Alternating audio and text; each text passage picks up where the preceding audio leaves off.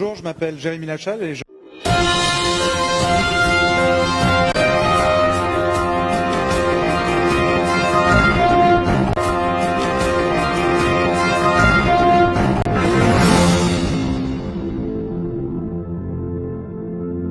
suis le directeur général et cofondateur de l'ONG Bibliothèques sans frontières. L'activité d'aujourd'hui, c'est le lancement des opérations de Bibliothèques sans frontières et de Cajou ici au Sénégal. Ces opérations, c'est quoi? C'est un grand programme pour la promotion de la jeunesse autour de l'éducation, de l'entrepreneuriat, de l'accès à l'emploi. Et ce programme, en fait, il se constitue autour d'une technologie qui est assez nouvelle, qu'on appelle l'Internet offline, c'est-à-dire la manière dont on apporte du contenu à des gens qui ont peu ou pas accès à Internet. Aujourd'hui, dans le monde, il y a 50% de la population mondiale qui n'a pas accès à Internet.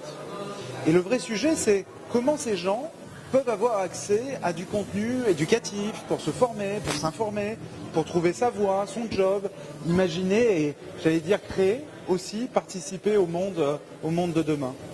Et avec Bibliothèques sans frontières et avec son entreprise sociale Cajou, on a développé des technologies, des solutions qui permettent justement d'apporter du contenu là où Internet n'est pas. Ces solutions, c'est des petits serveurs qui permettent d'avoir accès localement à un hotspot avec du contenu, carte micro SD jusqu'à 32 Go de contenu.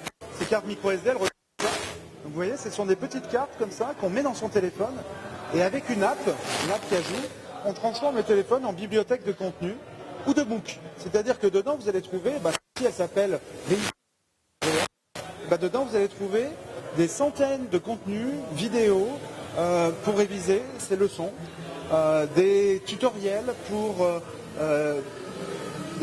réussir l'examen, passer l'examen, mais aussi un certain nombre d'informations sur quelle filière professionnelle choisir en fonction de ce qu'on aimerait faire, quelle filière universitaire également choisir après le bac. Vous voyez, donc tout ça, ça tient dans cette carte et vous n'avez pas besoin ni de data ni d'internet pour y avoir accès. Alors là, on est dans un programme qu'on appelle pilote, c'est-à-dire qu'on est au tout démarrage, effectivement, d'une opération qui a vocation à s'élargir et à gagner en ambition. Aujourd'hui, il y a 1000 cartes qui ont été créées grâce à la Fondation Société Générale.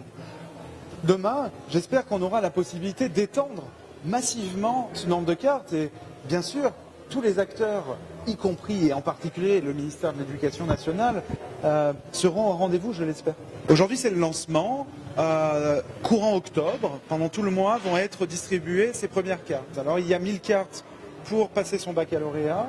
Il y a 6500 cartes qui ont été créées avec l'Université virtuelle du Sénégal pour tous les étudiants de première année qui vont pouvoir accéder à des MOOC de l'université, mais aussi à tout un tas de ressources pour démarrer à l'université. Ça, ces cartes, elles vont être distribuées courant octobre. Et ensuite, à partir de janvier, on a une nouvelle carte qui va arriver qui s'appelle la carte Trouve ton job, ou en tout cas une carte pour accompagner les jeunes à trouver un emploi et à se lancer dans l'entrepreneuriat. Et pour ça, on réunit tout un tas d'acteurs en coalition pour y intégrer du contenu et amener en fait le meilleur de ce qui se fait aujourd'hui sur ces questions d'emploi, d'entrepreneuriat au Sénégal, directement dans le téléphone portable des jeunes. Ça sera en février. Alors aujourd'hui, en fait, il y a deux types de cartes Cajou qui existent. Il y a les cartes qui sont financées, sponsorisées par des institutions, par des bailleurs de fonds.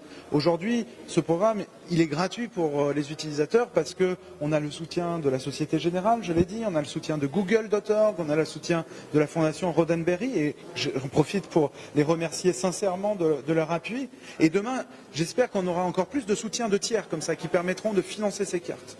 Mais on a aussi des cartes qui pourront être distribuées directement au grand public via des canaux de distribution. Pourquoi pas des petites boutiques, pourquoi pas même des kiosques multiservices qui pourront distribuer aussi des cartes que les gens pourront venir acheter. L'idée, c'est de faire un prix qui soit le plus faible possible pour que les gens puissent la payer.